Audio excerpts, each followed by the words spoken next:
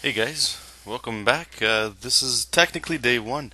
I've done this freaking video, I think, 3 times in a row now, trying to figure out a way to get this to work. And I don't know, I got a pretty ghetto setup right now, but hopefully this will work until I get a little something more concrete. If anybody knows like any tips on how to make like these videos and stuff like that, I'm as sad as it is new to all this stuff, but I'll do my best. Yeah, so today I'm just I thought I'd do my little journal entry here. This is before I'm going to work here.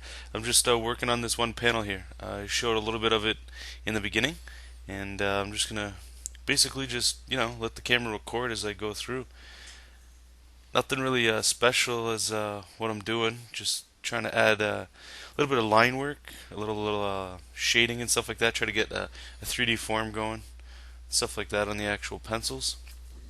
This is my most favorite part. To me anyway.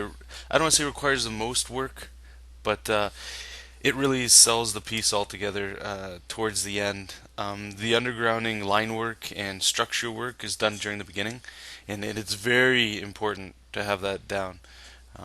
If that's not done, then it doesn't matter how pretty you can make the drawing look, it's still not going to read as it should. And I'm by no means professional by any ways, but I'm still learning like everybody else, for most of us anyway. And then, I mean, it's always something that you want to improve on and something to work on. And that's the other thing about doing these videos. It's to help me voice what I'm thinking while I'm doing this stuff, so that I can help improve myself in another way as well. And if it helps anybody else out along the way, that's even better. If not, then this is just for me. So yeah. Before I go to work today, I'm not sure if any of you guys actually use one of these or not. I'm tired of drawing on the kitchen table, as you can see what I'm drawing on right now. I've always wanted an easel, like a proper art table to draw on, but they're pretty expensive. And my living conditions right now, I really don't have much room for it.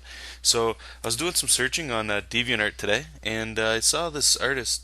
He was using, I remember using it in life drawing class. It was a what are they called? Like a clipboard, like a giant clipboard, and it's brown. And some people they lay it on like an easel, and you get that incline. But I've seen it before, so I was gonna go to the art store before going to work today and try to take a look at that, see how that goes. Hopefully, I mean, it'll make things a little bit more comfortable.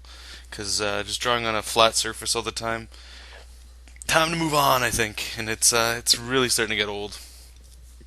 But going back to this, yeah, if we can just watch for a little bit, and I'll just throw some critiques here and there.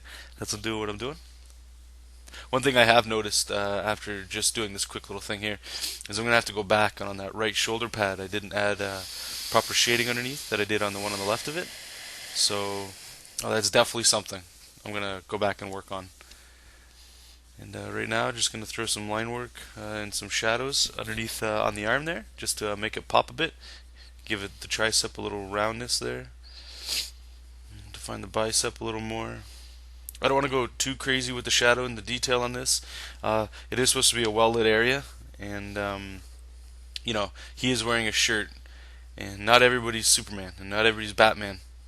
So even in spandex, it's one of the things that comic books are known for is seeing people steroid freaks underneath spandex, and you can see all those muscles. It's more eye pleasing than anything. Sometimes that's what you have to do when you draw. Not everything can be 100% realistic, especially in comic books, I find, because you're doing a lot of things that are not not I don't want to say not too realistic, but in the same sense, we don't have gigantic Spider-Men running around that are just ripped. Because if they did, if you see anybody in spandex, you rarely see muscle definition. But it by all means, that's what I'm trying to say. You throw that stuff in, and it gives that little flair, a little bit of pop, and it makes it eye pleasing. And that's really the whole point of what you're doing. You're doing this not only for yourself, but you're doing it so that when people look at it, they enjoy what they're looking at. Nobody ever wants to look at anything boring. That, to me, would be the worst thing. Imagine reading a Spider-Man book. For me, comics, the stories and stuff like that, I don't mind them. But for the most part, I really pick up comics for the artwork.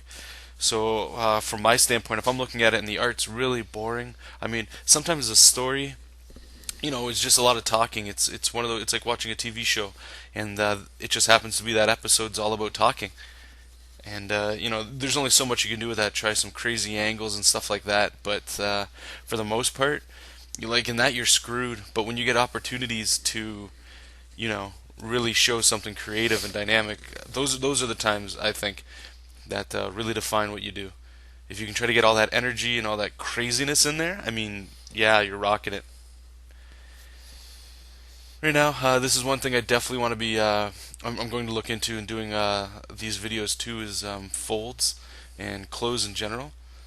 Uh, that's one thing you never want to stop doing as an artist is learning and getting learning new things all the time. As soon as you stop doing that, personally, I think that's when you stop becoming an artist. You shouldn't stop. There's no way anybody's perfect until until you're long gone.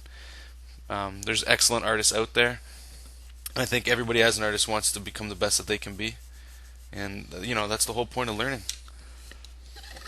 And I'm pretty much done this guy right now. Besides going back to the shoulder pad after watching this that I missed, just thickening up some lines. I think I got 10, 20 more seconds left of the video, and then that'll be it for today. And then I'll throw something up here tomorrow for you guys. Probably more of the same page because it's not done yet. But yeah, this is what it looks like so far.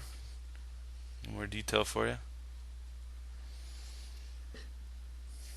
And a little bit more of the panel so you can see everybody else on there. But yeah, thanks for your time, and I'll see you guys tomorrow.